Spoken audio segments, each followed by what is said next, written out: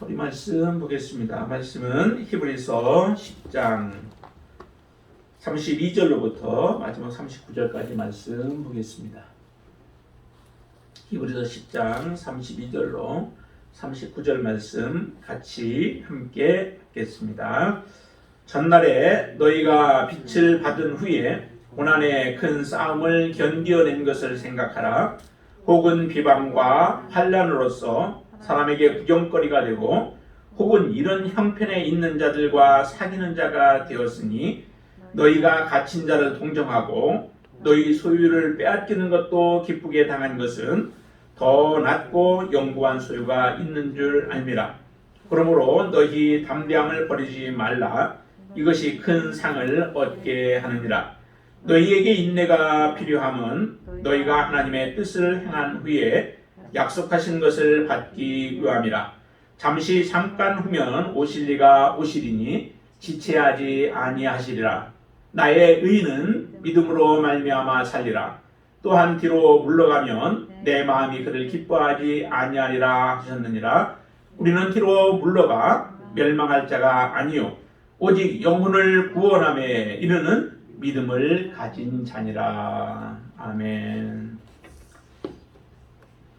10장의 말씀들을 우리가 지난주에 다 한번 읽었고 또 말씀을 조금 나누었습니다.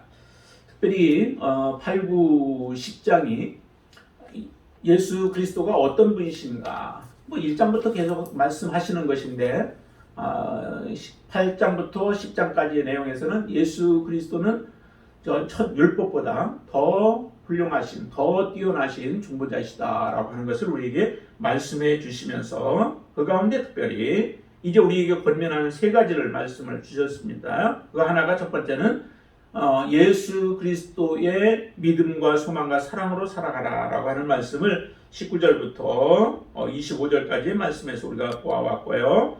그 다음에 26절부터 시작해서 31절까지의 말씀에서는 다시는 죄를 범치 말라라고 하는 말씀을 드렸습니다. 우리가 하나님의 은혜를 받고 은혜를 경험한 자들은 다시 죄 가운데 거할 수 없다라고 하는 것을 말씀을 하셨죠. 그래서 사도 바울도 마찬가지입니다. 이 히브리서 기자뿐만 아니라 사도 바울도 우리가 더 이상 죄 가운데 거하면서 살아갈 수 없는 존재들이라는 거죠. 하나님 우리를 깨끗게 하셨고 정결케 하셨고 하나님의 온전한 자녀로 삼아주셨기 때문에 그 은혜 때문에 은혜로 인하여서 내가 이제 모든 것들이 다 죄 씻음을 받았고 정결케 되었기 때문에 함부로 살아가는 삶이 아니라 더욱더 정결한 삶을 살아가야 되죠. 우리가 사람들 보면은 좋은 차를 가지고 있을 때하고 그렇지 않고 중고차를 가지고 있을 때하고 좀 틀리더라고요. 저도 이제 중고차도 처음에 가져갔었으면 처음에 운전면허를 따고 나서는 르망을 그 형이 주셔가지고 르망을 운전을 해봤던 적이 있어요. 근데 그 이제 쓰던 거 그것을 운전하는데 그때는 차에 대해서 이렇게 막 그 애착이 그렇게 많지는 않아요. 좋기는 하죠. 없던 차가 있게 되고 차를 운전하게 되어지니까 너무 좋긴 한데 근데 조금씩 기스가 나고 어디가 조금 받쳐도 그렇게 큰 그 마음의 상처가 안 돼요. 그냥 아유 뭐 당연히 중고차고 또 언젠가 뭐 나중에는 바꿔야 되고 뭐 하는 그런 생각을 가지니까 누군가가 이렇게 끌키고 가도 그렇게 큰 문제가 되지 않더라고요. 그러고 나서 나중에는 또 이제 차를 하나 새로 그 아반떼를 사게 되었었는데 그때는 또 마음이 또 틀려요. 정말 새 거니까 여러 가지 관심도 갖고 또 깨끗하게 해야 돼서 하는데 이 아반떼보다 더 좋은 차들을 가지고 있는 사람은 더 그 차에 애착을 가지게 되겠죠. 그냥 똑같이 취급하지는 않습니다. 우리가 정말 예수 그리스도를 통하여서 우리가 누리는 그 은혜가 얼마나 큰지를 우리는 정말 잘 그것을 깨닫고 또 그것을 알아야 하나님의 은혜가 우리에게 얼마나 중요한 것인가라고 하는 걸 알게 되어지죠. 그런데 대부분 정말 나의 그 죄에 대한 온전한 고백이 없이 예수 그리스도를 만나고 또 우리가 전도할 때도 그렇게 많이 하잖아요. 그냥 예수를 믿으라고 또 예수 믿고 구원받으라고 하면서 우리가 그들에게 권면하다 보니까 그들이 믿는 믿음이 우리를 위해서 믿어주는 믿음들을 보통 가지게 되어지는 경우가 많아요. 그래서 부진부진하고 또 우리가 자꾸 부탁을 하니까 그 부탁 때문에 사람들의 교회를 나와주고 믿어주는 그런 신앙생활을 처음에 하게 되어집니다. 제가 처음에 교회 나갔을 때도 이제 보통은 그랬었죠. 왜냐하면 친구가 와서 저희 집에 자취하는 집에 와가지고 눌러 앉아서 있으면서 가지 않으면 자기도 안 가겠다고 하면서 이제 옆에서 그렇게 하기 때문에 저도 그 친구 따라서 교회를 갔는데 그때는 그 친구를 위해서 가졌죠. 그 친구 때문에 가졌죠. 근데 그러다가 예수를 만나게 되어져서 예수님을 만나고 나니까 그 다음에 이제 나의 마음은 그 친구 때문이 아니라 정말 예수님 때문에 이제 교회를 나가게 되어지고 예수님이 좋아지고 그렇게 신앙생활을 하게 바뀌어지게 되어집니다. 이런 과정들이 사실은 다 있게 되어지죠. 그 과정이 없이 교회만 나오고 있는 사람들의 경우는 교인처럼 보이지만 정말 그리스도인처럼 보이지만은 그리스도인이 아닌 사람들이 참 많이 있게 되어지죠. 정말 예수 그리스도를 만나서 예수 그리스도 안에 참된 우리가 죄 가운데서의 자유를 누리게 되어지고 그것을 깨닫게 되어진다면은 정말 우리는 이제 예수 그리스도 때문에 살아가는 인생이 되어지는 겁니다. 그렇게 예수 그리스도를 알게 된 사람들은 다시 이제 죄 가운데로 우리가 발을 들여놓지 아니하는 삶을 살아갈 수 있게 되어지죠. 우리가 연약하여서 우리가 몰라서 그렇게 들어가는 경우들은 종종 생기기도 합니다. 내가 믿음이 연약한 부분 때문에 내가 알지 못하여서 그와 같은 일들이 일어나는 경우들이 있죠. 그런 경우들은 주님께서 그 모든 것들을 용서를 해 주시는 겁니다. 그렇지만은 내가 뻔히 알고도 지금 다시 죄 가운데 들어가면 안 된다는 거예요. 특별히 여기에 본문에서 히브리서와 같이 전체적인 것과 연관시어서 본다면은 여기에 짐짓이라고 하는 26절을 한번 잠깐 보겠습니다. 26절 짐짓 죄를 범한다라고 이렇게 얘기를 하죠. 진리를 아는 지식을 받은 후 짐짓. 근데 그 짐짓이라는 말이 자진하여서 또 고의로라고 하는 그런 의미를 가지고 있어요. 그러니까 내가 고의로 또 내가 스스로 자진하여서 모든 것이 죄인 줄 알고 그리고 여기에서는 특별히 다시 율법으로 돌아가는 걸 얘기를 합니다. 예수 그리스도의 그 큰 은혜를 알고 나서도 다시 율법주의자로 돌아가는 그 모습 그렇게 되어진다면은 너희들은 다시 속지 않은 제사가 없다라고 하는 것을 지금 말씀을 하시고 있다는 거죠. 이처럼 예수 그리스도가 우리를 위하여서 행하신 그 큰 은혜를 경험하고도 다시 율법주의자들의 그 요구나 또 율법주의자들의 가르침을 따라서 다시 율법주의로 돌아가게 되어진다면은 결코 너희들은 하나님의 심판만 기다리고 있다라고 하는 것들을 말씀을 하고 계십니다. 그렇기 때문에 다시 그 길로 가지 말라라고 하는 것을 지금 경고하고 있고 그들을 권면하고 있는 겁니다. 너희들은 그 길로 가지 말라라고 하는 것. 그러면서 이제 32절부터 오늘 우리 읽은 본문의 말씀을 보면은 거기서는 이제 우리가 보아야 할 것은 끝까지 승리하라라고 하는 거예요. 마지막까지 정말로 하나님을 붙잡고 주님을 붙잡고 너희들이 승리하라라고 하는 것을 우리는 기울여 보셔야만 합니다. 32절에는 이렇게 말씀합니다. 한번 같이 읽어보시죠. 전날에 너희가 빛을 받은 후에 고난의 큰 싸움을 견뎌낸 것을 생각하라. 그러죠? 그러니까 전에는 믿음 시초인 것 같아요. 믿음의 삶 이전에 지금 말고 이전에 너희들의 믿음 생활했을 때의 그 모습을 너희들이 한번 생각해 보라라고 하는 거죠. 그렇기 때문에 전날에 너희가 빛을 받은 후에는 고난 가운데 처해져 있었지만은 그 고난에 무너지지 않았다는 거죠. 너희들이 고난의 큰 싸움이라는 거예요.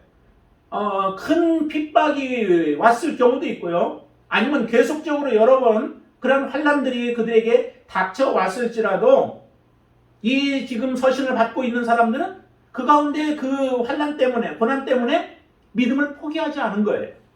그 환난 가운데서도 정말 주님의 은혜를 생각하며 주님을 바라보면서 그 어려움들을 고난들을 한 걸음 한 걸음 다 이겨낸 거예요. 정말 얼마나 대단해요. 그러니까 우리의 믿음은 오래됐다고 해서 꼭 승리하는 믿음은 아니에요. 지금 볼 때에 지금 이 서신서를 쓰게 되어진 것은 나름대로 그들의 어떤 위협의 요소들이 남아있기 때문에 지금 서신서를 쓰는 거죠. 이 서신서를 통하여 그들을 더 견고하게 해주기 위해서.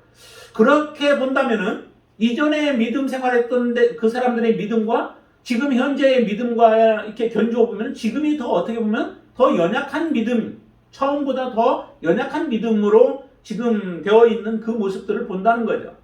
그런 모습을 보면서 너희들이 정말로 끝까지 승리하기 위해서는 한 가지 그게 있는데 그 뭐냐면 너희들이 고난의 큰 싸움들을 견뎌낸 것을 꼭 생각해야 한다는 거예요. 너희들이 어떻게 그것을 이겨내었느냐?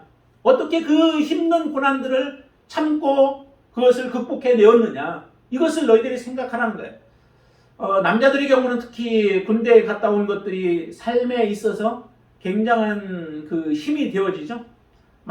이제 어떤 사람은 또 트라우마가 있는 사람들도 있을 수 있겠지만은 대부분의 경우는 군대에서 많은 극한 경험들을 사람이 견디기 참 힘든 그런 많은 경험들을 군대에서 하게 되어집니다.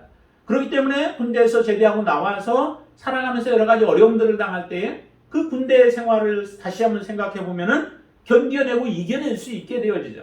우리 신앙의 사람들도 많은 어려움들이 있습니다. 지나온 날들을 돌이켜 보면은 고난의 그러한 행군들을 많이 우리가 지나오고 또 살아왔을 터인데, 그럴 때마다 또 다시 오는 어려움들을 대할 때마다 내가 그 고난 가운데서 어떻게 이겨냈고, 그때 하나님이 나를 어떻게 붙들어 주셨고, 성령님이 나를 어떻게 위로해서 이 고난을 극복하고 이겨낼 수 있었던가라고 하는 것을 생각해 본다면은 우리가 닥치는 그런 고난들이 올 때마다 그 고난들을 이겨내는 힘이 생겨지게 되어지죠.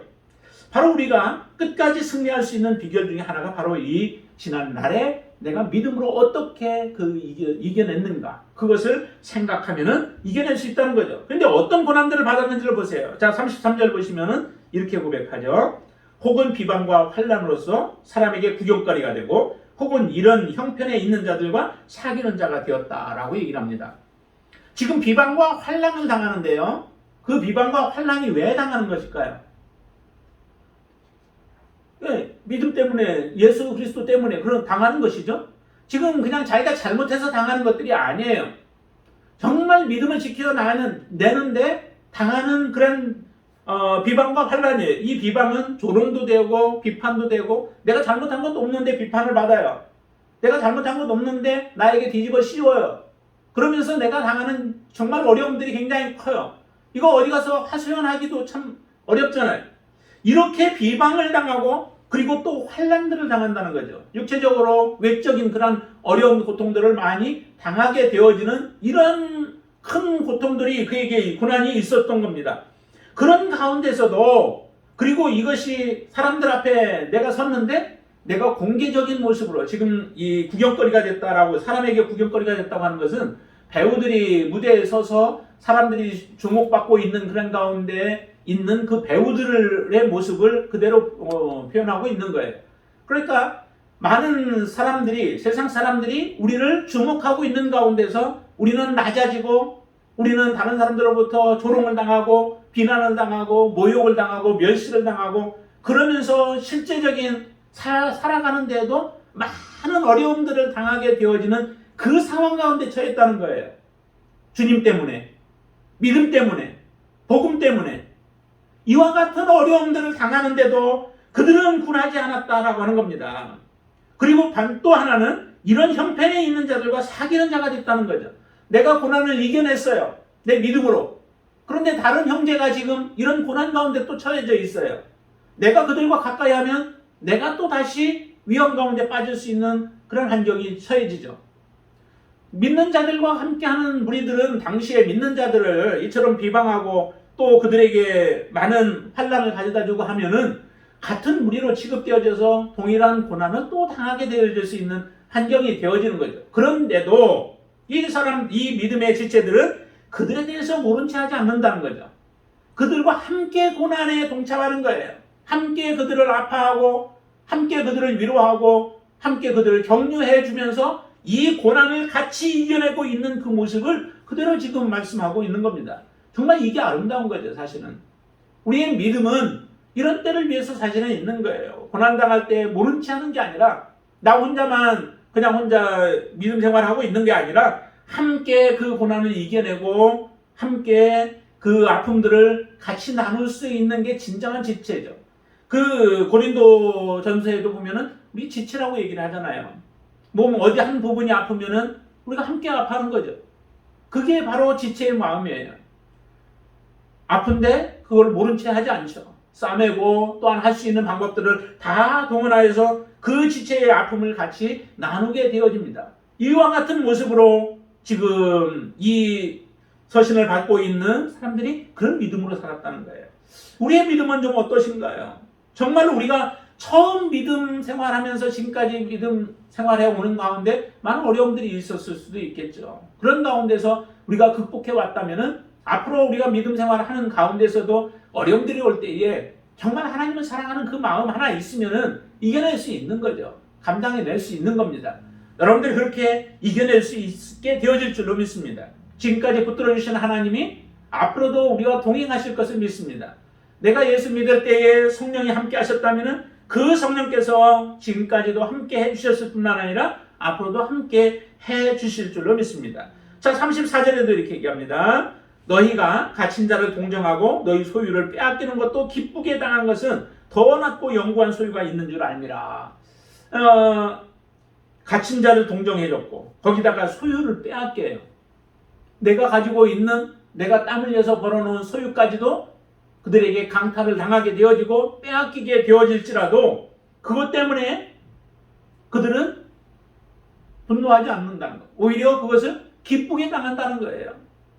주님 믿는 것 때문에 내 재산이 빼앗김을 당한다 할지라도 그것으로 인하여서 믿음이 망가지지 아니하고 하나님에 대한 그 믿음이 흐려지지 아니하고 오히려 그런 때에도 기쁘게 당하고 있는 모습이에요. 참 사도들의 모습도 그랬잖아요. 사도들도 예수 믿는 것 때문에 그들이 매를 당하고 위협함을 당하고 했어도 내가 주님을 위하여서 이런 고난을 당하는 것이 오히려 자기들에게는 큰 영광으로 알고 기쁨으로 받아들였습니다. 정말 하나님의 은혜가 우리 안에 충만히 있는 자들은 바로 이와 같은 삶을 살아갈 수 있다는 거죠. 왜 그렇게 할 수 있었을까요? 거기에 보면 그렇게 얘기를 하죠. 34절에 후반절에 보면 더 낫고 영구한 소유가 있는 줄 알미라. 더 낫다. 그리고 영구한 소유가 있다라고 얘기합니다. 우리가 이 땅에 있는 재물과 하늘나라에서 우리가 받게 되어질 것과의 차이가 분명하게 나죠. 이 땅의 것들은 언젠가는 무너지게 되어 있죠. 영원하지 않습니다. 내가 가지고 여러분들이 지고 있다라고 하는 것을 한번 생각해 보세요. 이것이 영원할까? 아니면 점점 더 불어서 계속해서 커질 것인가? 아니면 줄어들 것인가? 분명하게 언젠가는 우리가 손을 놓아야 되고 언젠가는 포기해야 되고 언젠가는 무너지게 되어 있습니다. 장막집이 다 무너지듯이 우리의 건강도 무너질 것이고 우리의 미모도 무너질 것이고 우리의 잘생긴 것도 무너지고 우리가 가지고 있는 것도 언젠가 날아가 버리게 되어지고 우리 모든 것이 다 그래요. 저도 자꾸 눈이 조금씩 자꾸 약해지죠. 그러나 정말 하나님이 우리에게 주실 것에 대한 소망으로 우리가 가득 채운다면은 정말 우리의 마음속에는 오히려 기쁨으로 더욱더 충만케 되어지는 역사가 일어나게 되어질 줄로 믿습니다. 그거는 영구한 것이다 라고 얘기를 해요. 그리고 이 땅에 있는 것은 우리가 아무리 좋게 여긴다 할지라도 그것은 지금 우리 눈에 좀 좋아 보이지만은 정말 좋은 것은 아니죠. 이 땅에 금이 가치가 있고 또한 다이아몬드가 가치가 있지만은 하늘나라에서 금과 다이아몬드는 과연 무슨 가치가 있을까요? 그게 우리가 죽을 때쯤 돼서는 무슨 가치가 있을까요? 사막에서 정말 필요한 것은 뭐가 필요해요? 다이아몬드, 금이 아니라 필요한 건 물이죠. 정말 물이 갈증이 생기면 더 이상 재탱할 수 없잖아요. 오아시스와 같은 물이 있어야 그곳에서 생존할 수 있듯이 우리가 정말 하나님 앞에 서야 할 그때에 우리에게 정작으로 필요한 것은 바로 우리가 영원한 소망을 두고 살아가는 영원한 하나님의 나라의 것이 바로 우리에게는 정말 필요한 줄로 믿습니다. 마지막 심판 앞에 섰는데 우리가 정말 이 땅에 많은 것들을 쌓아놓았다라고 한다면 얼마나 억울한, 그걸 가지고 나만 위해서 사용했다면 얼마나 억울한 인생이 되어질까요? 그리고 그것이 나의 마지막 부활에 도움이 되어지지 않는다면 그거는 참 불쌍한 모습이고 우리가 이를 갈며 슬피 울어야 할 일들이 되어질 거예요. 근데 하나님이 우리에게 허락하신 것은 또 약속하신 것은 정말로 더 좋은 것들이라는 거예요. 우리가 생각지 못한 것, 우리가 지금 다 깨달을 수도 없는 것, 알 수도 없는 그런 좋은 것을 하나님이 예비하고 계셨다라고 하는 것을 알기 때문에 고난 속에서도 그들은 무너지지 않는 겁니다. 고난 속에서도 담대한 믿음을 갖는 거예요. 그래서 이렇게 두 번째는 이렇게 얘기해요. 35절 말씀 한번 읽어볼까요? 그러므로 같이 읽습니다. 너희 담대함을 버리지 말라. 이것이 큰 상을 얻게 하느니라. 그래서 큰 상을 얻기까지 담대함을 버리지 말라는 거예요. 담대하라는 거예요. 우리가 큰 상을 얻을 때까지 담대한 믿음을 갖는다면은 우리는 이기는 믿음을 갖게 되어지죠. 이 담대함이 없어지게 되어지면은 우리는 약해져요. 여호수아에게 모세가 얘기하죠. 하나님을 통하여서 주시는 말씀이 여호수아에게 담대하라는 거예요. 강하고 담대하라. 그 강하고 담대할 수 있었던 이유는 하나님이 그와 함께 하겠다는 거죠. 내가 말씀에서 벗어나지 아니하고 하나님의 말씀에서 좌로나 우로나 치우치지 아니하고 그대로 서서 하나님의 말씀을 지켜 행하며 순종하며 나아간다면은 내가 너와 함께 하겠다.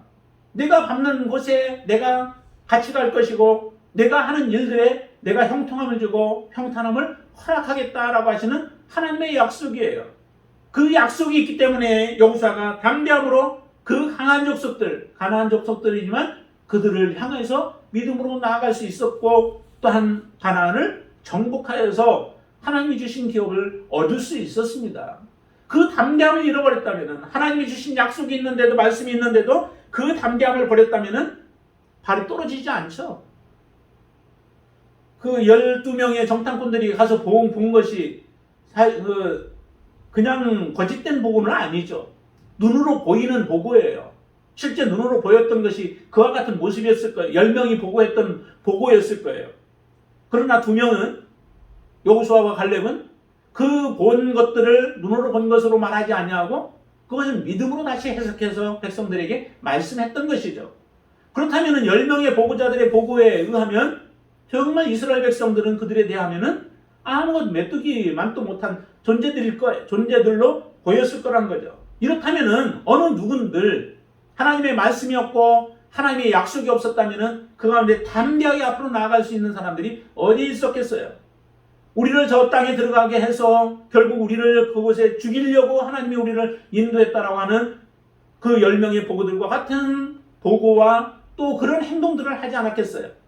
그렇지만 하나님의 말씀이 있으므로 여호수아와 함께 그 말씀에 순종하는 무리들이 순종함으로 담대함으로 들어갈 때에 문은 열리고 문은 열려지게 되어지고 하나님께서 역사를 하시는 그런 일들이 일어나죠.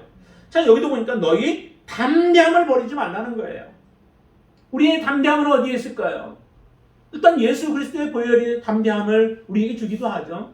예수 그리스도가 우리의 모든 죄들을 용서해 주셨기 때문에 하나님 앞에 설 수 있는 자다라고 하는 거예요. 내가 아직도 죄 가운데 있는 자다라고 한다면은 우리는 하나님 앞에 서기가 참 두려운 자죠. 이사야와 같은 사람도 하나님 앞에 서서 자기 자신을 바라보면 그와 같은 모습인데 우리들은 안 그렇겠어요. 그러나 예수 그리스도를 믿음으로 그 보혈로 말미암아 우리를 주님 앞에 하나님 앞에 세울 수 있는 담대함을 얻도록 그래 은혜의 보좌 앞에 담대히 나갈 수 있는 은혜를 우리에게 주셨잖아요. 주님이 그렇게 약속하셨고 주님이 보혈을 흘려주셨고 십자가의 사건을 우리가 보았고 예수 그리스도를 그 말씀하신 예수 그리스도를 다시 일으켜서 정말 그 말씀이 진리임을 우리에게 보여주셨다면 그 말씀을 붙잡고 예수 그리스도를 의지하고 보혈을 의지하면 우리가 담대하게 하나님 앞에 설 수 있는 거죠. 비록 사도 바울과 같이 두렵고 떨림으로 하나님 앞에 서야 하지만 왜냐하면 내가 어떻게 할지를 잘 모르잖아요. 앞으로 다가오는 일들이 어떤 일들이 일어날지를 모르잖아요. 저도 두려움이 있죠. 혹시 정말로 내 목숨을 요구하는 그러한 위협을 받게 되어진다면 과연 내가 그 상황 속에서 어떻게 할 것인가라고 하는 두려움과 염려와 걱정들이 있죠. 그러나 그 가운데도 우리가 담대한 것은 그 상황들을 시험을 이길 수 있도록 우리 안에서 성령이 역사하시고 하나님의 말씀이 생각나게 하시고 하나님의 약속들을 기억나게 해주셔서 하나님을 바라보면서 그 어려움을 이겨낼 수 있도록 하실 것이라고 하는 확신이 있으니까 우리가 담대함으로 하나님 앞에 나아가는 거죠. 계시록에 보면 많은 사람들이 죽임을 당하게 되어질 것을 얘기를 하죠. 너희들 순교를 당한 사람들이 제단 앞에서 그들이 그 하나님 앞에 신원할 때에 그 하시는 말씀이 뭐라고 그래요? 너희들 잠시 다른 동무들이 그와 같이 순교를 당하는 일들이 있어야 될 것이라는 거죠. 그 숫자가 차야 된다라고 하는 거예요. 다시 말하면 믿음의 온전한 고백을 하나님 앞에 드리면서 자기의 죽음조차도 목숨조차도 내어놓고 하나님을 섬기는 그러한 믿음의 사람들이 반드시 있게 되어진다는 거예요. 그 사람들의 수가 찰 때에 하나님의 신원이, 그들이 원했던 신원이 하나님으로부터 이루어지는 역사가 일어나게 하신다라고 하는 거예요. 이처럼 하나님이 붙들어 주시고 성령이 함께 하심으로 말미암아 우리를 이루시는 거죠. 그리고 또 하나 우리가 바라봐야 할 것은 하나님이 주실 그 큰 상이라고 하는 거예요. 큰 상을 우리에게 주신다는 거죠. 이 큰 상은 우리에게 주시는 구원을 얘기하는 것일 거예요. 다른 특별한 다른 상들을 막 준비보다 하나님께서 의의 면류관 우리를 위해서 예비하시고 또 생명의 면류관을 주시고 영광의 면류관을 주시겠다라고 하셨던 하나님의 그 약속처럼 하나님 앞에 우리의 생명을 내어놓고 주님을 믿고 신뢰하는 자들에게 하나님이 주시는 약속이죠. 그 큰 상, 그 상을 하나님이 우리에게 주신다는 거예요. 그것을 언제 주세요? 우리의 믿음의 싸움을 다 싸우고 나면 하나님께서 주시는 거예요. 반드시 예비되어 있다는 거죠. 반드시 이 일은 성취되어진다는 거예요. 하나님의 약속이기 때문에, 주님의 약속이기 때문에 그것은 반드시 성취되어집니다. 그 상을 받을 것을 우리가 바라본다면 잠시의 우리가 이 땅에서 편안함 아니면 잠시 위험을 모면하기 위해서 우리가 하나님 앞에 하나님을 대적하고 불신하기보다는 담대하게 하나님을 믿음의 고백으로 하면서 담대하게 그 길을 우리 가야 할 그 길들을 걸어가게 되어진다는 거예요. 그래서 큰 상을 얻을 때까지 담대함을 버리지 말라라고 우리에게 말씀하죠. 또 그리고 세 번째, 끝까지 우리가 승리하려면은 또 필요한 것이 뭐냐면 36절입니다. 36절 한번 볼까요? 같이 읽습니다. 너희에게 인내가 필요함은 너희가 하나님의 뜻을 행한 후에 약속하신 것을 받기 위함이라. 그러죠? 약속하신 것을 받기까지 인내하라는 거예요. 인내는 왜 필요할까요? 인내는 분명히 뭔가 지금 고난 가운데 있기 때문에 인내가 필요한 거죠. 뒤에 보면 이제 야고보서 1장에 보면은 그런 말씀들이 나오죠. 한번 잠깐 볼까요? 뒤에 조금만 넘기시면은 야고보서 1장 2절부터 4절까지 한번 같이 읽어보겠습니다. 한번 보았지만은 야고보서 1장 2절로 4절 같이 읽습니다. 내 형제들아, 너희가 여러 가지 시험을 당하거든 온전히 기쁘게 여기라. 이는 너희 믿음의 시련이 인내를 만들어내는 줄 너희가 알미라. 인내를 온전히 이루라. 이는 너희로 온전하고 구비하여 조금도 부족함이 없게 하려 함이라. 그러죠? 여러 가지 시험이 있기 때문에 그때 필요한 것이 뭐예요? 여기에 보니까 기쁘게 여기고 그런 시련들을 통해서 우리에게 인내를 이루어낸다는 거죠. 시련이 없으면 인내라고 하는 것은 사실은 이루어지지 않는 겁니다. 시련이 있어야 우리의 인내가 온전하게 이루어진다는 거예요. 아무런 아픔도 없고 고통도 없는데 거기에 인내할 게 뭐가 있겠어요? 우리의 인내는 정말 시련 속에서 만들어지는 거죠. 이 시련을 통해서 인내가 만들어지게 되어지면 그 인내로 인하여서 하나님이 원하시는 온전한 가운데로 우리가 구비되어지고 부족함이 없도록 하나님 앞에 서는 자들이 되어지죠. 그러니까 인내까지도 우리가 이루어야 할 부분이에요. 하나님이 이미 우리를 온전하게 하셨을지라도 그 인내함을 통하여서 하나님이 더 큰 우리의 성숙함을 이루시기를 원하는 온전함이 우리에게 이루어지는 거죠. 그러기에 여기에 이렇게 얘기합니다. 인내가 필요함은 너희가 하나님의 뜻을 행한 후에 계속해서 하나님의 뜻을 행해 왔습니다. 그리고 그 하나님의 뜻을 다 행한 후에 우리로 하여금 약속하신 것을 받기 위함이라는 거예요. 그 약속하신 것, 그게 앞에 얘기한 것, 큰 상을 같은 의미로 표현한 거죠. 하나님이 우리에게 약속하신 것, 그 큰 상, 그 큰 상들을 우리가 온전하게 인내하게 되어진다면은 반드시 그 큰 상이 이루어지게 되어집니다. 이렇게 살아갈 때, 인내할 때에 그 인내로 인하여서 하나님의 영광이 드러나게 되어지죠. 그러면서 우리에게 이제 말씀합니다. 잠시 잠깐 후면 오실 것이다 라고 얘기해요. 이 잠시 잠깐 후라고 하는 부분은 지금까지도 아직 오시지 않았지만은 그 말씀에 대해서 우리가 베드로 후서에서도 보았었죠. 그 잠시라고 하는 것이 하나님이 보시기에는 천년이 하루와 같기도 하고 또 우리가 천년처럼 생각하는데 하나님 입장에서는 하루와 같고 또 우리는 길다라고 생각하는데 주님이 볼 때는 너무 짧은 것들이어서 그러나 이것은 분명히 한계가 있는 거죠. 정해진 시간이 있어요. 어느 때인가. 그때가 있는데 그때까지 잠시 동안만 우리가 참고 인내하고 견디고 또 담대함으로 서게 되어진다면은 반드시 주님은 오시게 되어지는데 그때 우리에게 하나님은 상급을 주시겠다라고 하는 겁니다. 이 상급을 바라보는 자들이 우리는 인내하고 또 견디고 승리의 삶을 살아가게 되어집니다. 38절 한번 더 보시죠. 나의 의인은 믿음으로 말미암아 살리라 그러죠. 나의 의인은 믿음으로 말미암아 살리라. 또한 뒤로 물러가면 내 마음이 그를 기뻐하지 아니하리라. 나의 의인, 여기서 보면은 살게 되어지는 어떻게 사는데 그 살아가는 중요한 것은 뭐냐면 나의 의인은 믿음으로 말미암아 살리라라고 얘기를 합니다. 나의 의인이 그러니까 그냥 믿음으로 살리라라고 이렇게 표현을 하지 않으셨어요. 나의 의인은 믿음으로 말미암아 살리라.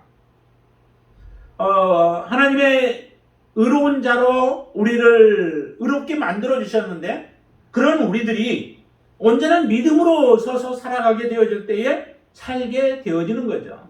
그래서 우리가 살아가는 동안에는 단 이 내용 가운데는 두 가지 봅니다. 하나는 하나님이 정말 계셔야만 하나님을 믿는 믿음으로 우리가 이 땅에서는 살아가야 한다라고 하는 부분을 한 가지 볼 수 있고요.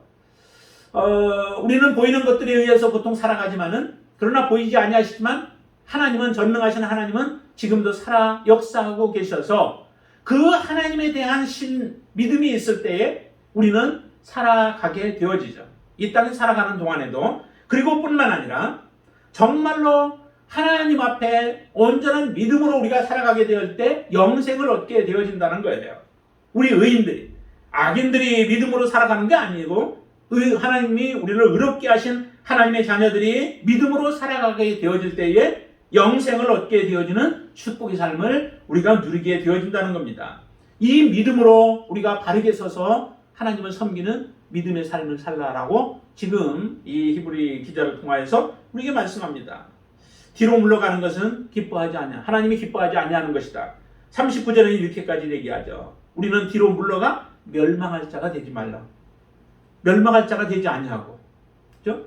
뒤로 물러가게 되지면 멸망하게 되어질 자. 이 멸망을 이상하게 생각하는 사람들도 있어요. 앞에서 그 얘기한 것도 같이 그 멸망이라고 하는 것이 단지 우리의 육체의 죽음만을 얘기하는 것이다라고 그렇게 말하는 사람들이 있는데 그것은 아니고요. 정말로 우리가 하나님 앞에 자꾸 뒤로 물러가고 하나님을 대적하는 자로 살아가게 되어진다면은 그는 결국 그 영혼육이 멸망케 되어지는 부분이죠.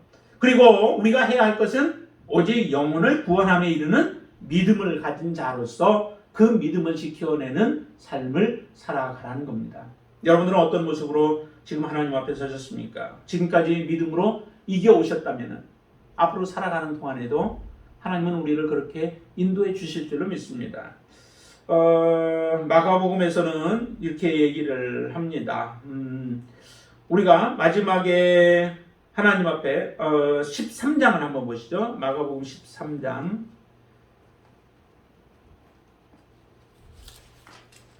마지막 그 환란이 올 때에 마지막 징조들이 나타날 때에 13장 11절 말씀 보시면 이렇게 얘기합니다. 같이 한번 읽어볼까요? 사람들이 너희를 끌어다가 넘겨줄 때에 무슨 말을 할까 미리 염려하지 말고 무엇이든지 그때 너희에게 주시는 그 말을 하라. 말하는 이는 너희가 아니요 성령이시니라 라고 얘기합니다. 앞으로 올 일에 대해서 우리가 참 두려운 부분들이 많이 있지만 그러나 그것에 대해서 미리 염려하지 말라는 거예요. 우리가 하나님의 자녀들이라면 자녀들 안에서 역사하시는 성령님이 계시고 그분을 통하여서 성령께 순종하여 우리가 말하게 되어진다면은 그때 할 말을 우리에게 주셔서 하나님이 기뻐하실 말들을 하게 하시고 또한 그 일들을 감당하게 하시는 거죠. 사람들은 우리의 육체를 멸하는 자들을 두려워하면서 두려움과 염려 속에 살지만은 너희들은 그렇게 두려워하지 말라는 겁니다. 주님이 승리하셨기 때문에 우리도 반드시 승리할 것을 믿습니다. 저와 여러분들이 그런 믿음으로 하나님 앞에 우리가 끝까지 믿음을 잃지 않냐고 견고한 가운데 우리가 이전에 믿음으로 살았던 삶을 다시 한번 생각해 보면서 계속해서 살아간다면 우리도 반드시 하나님 앞에 영혼을 구원하는 데에 온전히 이르는 믿음의 자녀로 서게 되어질 줄 믿습니다. 그 믿음이 흔들리지 아니하고 주님을 섬기는 아름다운 믿음 되기를 주님의 이름으로 축원을 드리겠습니다. 기도하겠습니다. 아버지 하나님, 우리가 어떻게 지금까지 믿음으로 지켜왔는지 우리의 모습을 보게 하여 주시옵소서. 하나님, 여러 가지 반란이 왔을 때에도 담대한 믿음으로 서게 하셨고, 또한 여러 가지 유혹과 미혹 가운데에도 우리가 이겨낼 수 있도록 우리에게 하나님의 약속을 주신 것을 믿습니다. 그 약속이 더욱더 우리가 날이 가면 갈수록 뚜렷해지게 하시고, 또한 우리가 더욱더 성숙한 믿음으로 하나님의 뜻을 알고 그 뜻에 합당한 모습으로 살아가는 믿음의 자녀가 되어지도록 축복하여 주시옵소서. 우리 입술로 주여 주여 하는 자가 아니라 정말 아버지의 뜻이 무엇인지를 분별하여 그 뜻 가운데 바르게 서서 하나님의 뜻을 이루어내는 귀한 믿음의 축복의 자녀가 되어지도록 역사하여 주시옵소서. 하나님은 우리를 반드시 구원 가운데로 인도해 주실 줄로 믿습니다. 우리 마음속에 예수 그리스도를 사랑하는 그 마음이 변함이 없게 하시고 하나님만을 끝까지 의지하게 하시고 또 하나님께서 주신 말씀들을 우리가 붙들고 살아가는 귀한 하나님의 지체로 저희들을 세워 주시옵소서. 특별히 우리 공동체가 정말로 서로가 서로에게 큰 힘이 되어져서 마지막 때 말세 때에 오직 함께 구원을 이루어가는 아름다운 공동체로 세워 주시옵소서. 예수님의 이름으로 간절히 기도드리옵나이다. 아멘.